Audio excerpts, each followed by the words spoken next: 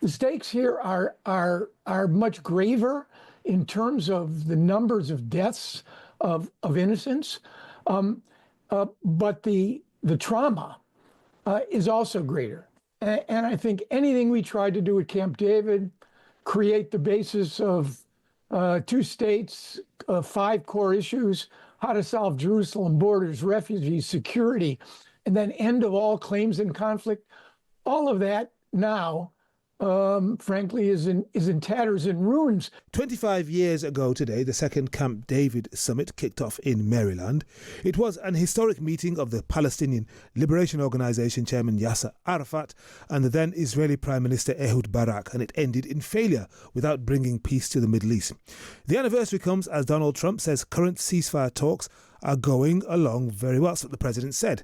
But how much ground has he made since he came back into office in January? And how do things compare now to what we witnessed in 2000 under President Bill Clinton? Let's speak to Aaron David Miller, a senior fellow at the Carnegie Endowment for International Peace, who was at the Camp David Summit negotiations in 2000. Welcome back to the program, Aaron. Henry, it's great to be here with you. I don't want to be cynical and say plus ça change, plus c'est la même chose. The more things change, the more they stay the same. But let's start off with... Actually, Henry, I wish that were true. Yeah, okay. The problem is 25 years after Camp David, July 2000, July 11 to July 25th, was the last serious effort, in my judgment, to bring an empowered American president, an empowered PLO leader, Yasser Arafat, and an Israeli prime minister who had a mandate and the will to reach an agreement together for almost 2 weeks.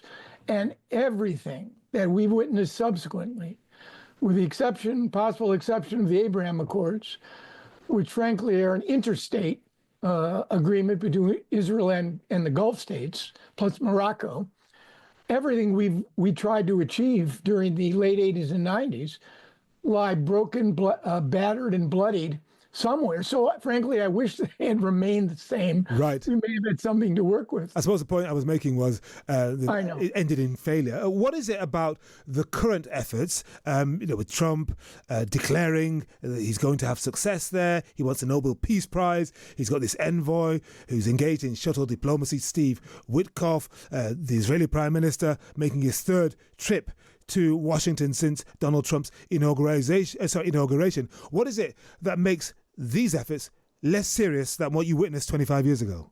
Well, it's serious in large part because, not less serious in terms of the stakes, because look at October 7th. Yep. You have Hamas's attack, willful and indiscriminate killing of Israeli civilians, raping, sexual predation, the taking of hostages, the killing of hostages, and you have the Israeli response. Right, risk transfer, now accepting large numbers of Palestinian deaths and injuries in an effort to prosecute their war against Hamas, and bringing about, even though Hamas courted it, an incredibly lethal and dangerous humanitarian catastrophe.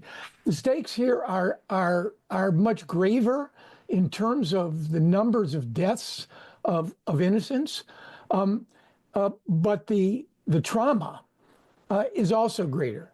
And I think anything we tried to do at Camp David, create the basis of 2 states, 5 core issues, how to solve Jerusalem, borders, refugees, security, and then end of all claims in conflict, all of that now, frankly, is in tatters and ruins.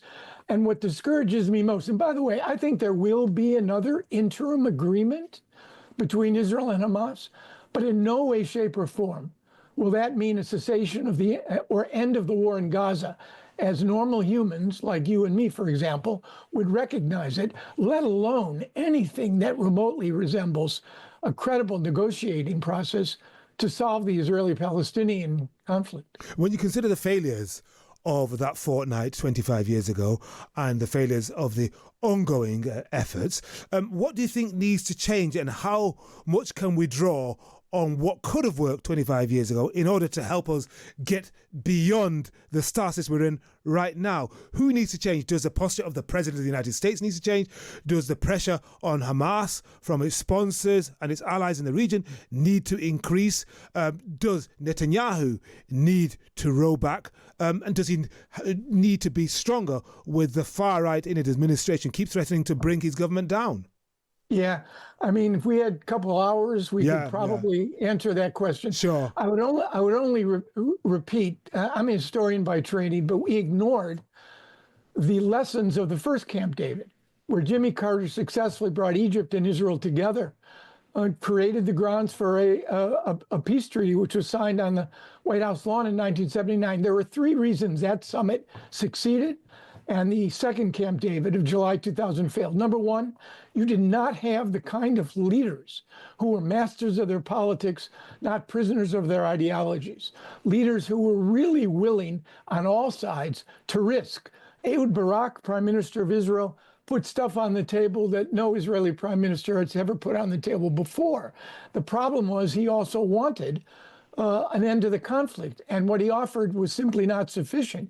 Yasser Arafat, and I heard him say at least 5 times during that summit, you will not be able to attend my funeral. You won't be able to walk behind my coffin, which is customary in Arab funerals. He understood that Begin and Sadat and the late Prime Minister Rabin paid for their lives with their peace efforts. So you need strong leaders, number one. You need effective mediation. And here the U.S. bore a lot of responsibility. And I would accept responsibility as well for not acting independently enough, not looking at both sides' positions and trying to find a balance between the two. But the third issue, I think, Henry, is the key, and that is the issues we were confronting and the issues Israelis and Palestinians confront now are galactically difficult. Yeah. What to do about Jerusalem? How do you deal with the question of a Palestinian state in the wake of October 7? What do you do about the refugee issue? All of these, we disrespected these issues. I don't think we paid enough attention to how very difficult they really were. And David, something else we haven't probably drawn enough attention to or emphasized enough, the colossal loss of life, not just on October the 7th, 2023, but what's happened since then. Some say over 60,000. The Lancet says it could be over 100,000. And you are breeding generations of future hate and antipathy, which will surely make Israel's position less secure rather than more secure, even if there's an expansion of the Abraham Accords. People have every reason to hate their neighbor now. I think that's 100% right. And what you're dealing with in the aftermath, my real fear is that what Israelis and Palestinians will say to one another, if in fact the war in Gaza ends, is this: it's not that we don't understand each other. That's not the problem. It's not that we're not sensitive enough to one another's needs and requirements. No, that's not the issue. The issue is we understand one another only too well. And that means the forces of history will dictate, not the more rational, enlightened forces of diplomacy. And that's what I fear, Henry. Looking back now over the course of the last 25 years, this is an enormously complicated problem. And October 7, frankly, has made it worse. Yeah.